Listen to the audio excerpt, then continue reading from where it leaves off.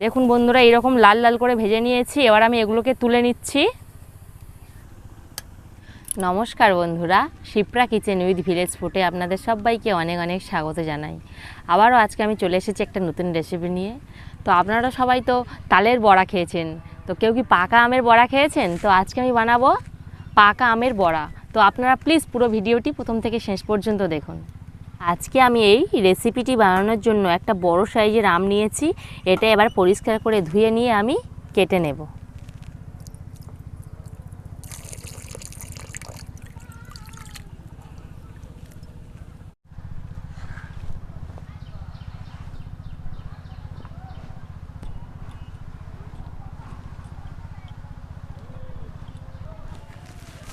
এই টুকরো করা আমগুলো এবার আমি মিক্সার করে নেব।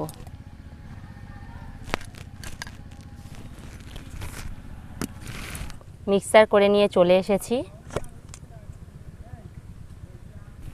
এবার আমি একটা মিশ্রণ তৈরি করে নেব। তো তৈরি করার জন্য আমি এই বাটির মাপ করে 1 বাটি ময়দা নিয়েছি, আর এই বাটির মাপ করে 1/2 বাটি সুজি নিয়েছিলাম।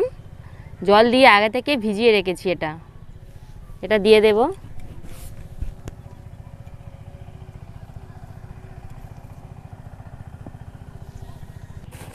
এর মধ্যে আমের পাল্পটা দিয়ে দেব।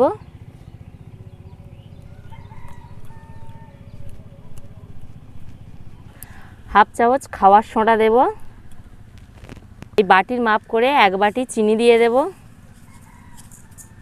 এবার এটা আমি ভালো করে মিশ্রণ করে নেব।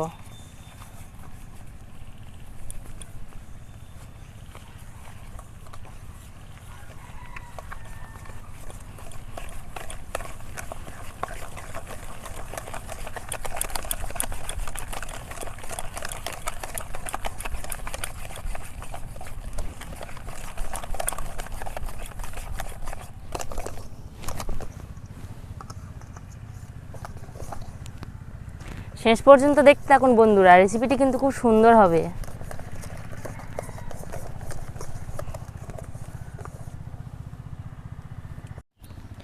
এর মধ্যে আমি পরিমাণ মতো লবণ দিয়ে দেব। অল্প পরিমাণ পানমৌরি দিয়ে দেব।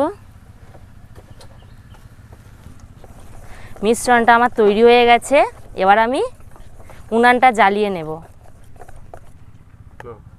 দেখুন বন্ধুরা, মিশ্রণটা এইরকমই হয়েছে।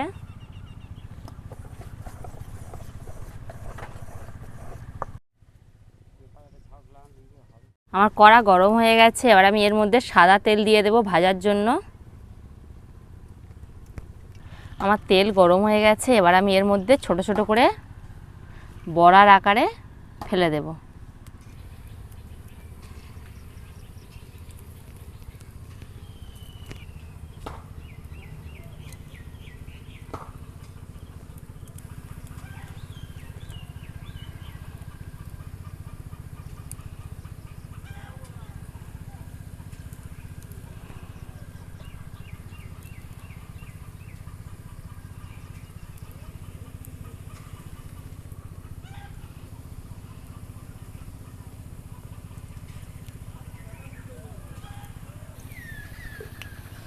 দেখুন বন্ধুরা, কত সুন্দর ফুলেছে, কত সুন্দর হয়েছে বড়াগুলো পুরো।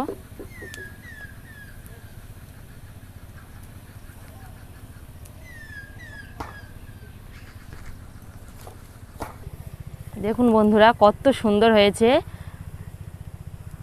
এগুলো আরও লাল লাল করে ভাজতে হবে।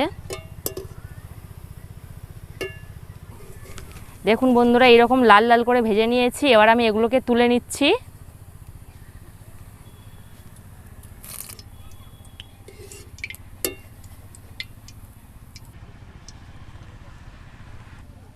এইভাবে আমি আবার দিয়ে দেব।